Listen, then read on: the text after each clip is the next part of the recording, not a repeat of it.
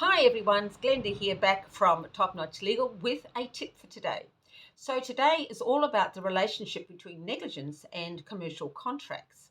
Now, if you can be held liable for negligence under a commercial contract, you will be held liable for compensatory damages.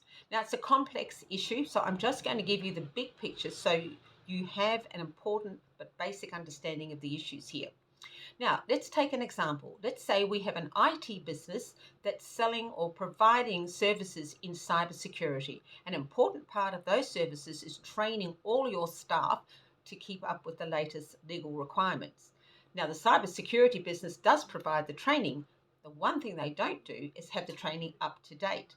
So it means that the company that hired them has now failed to meet the latest regulations and is liable for penalties.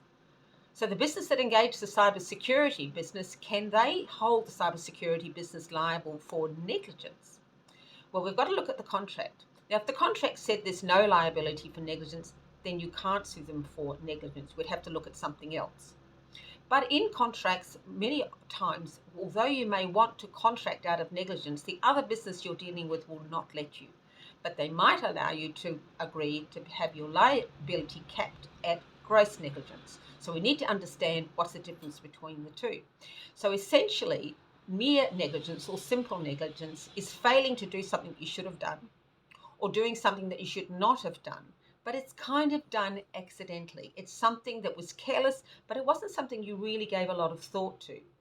On the other hand, gross negligence requires something that's so bad you had to have thought about it, or the ordinary person would most definitely have thought about it. So it's much harder to prove that a business has been guilty of gross negligence than mere negligence.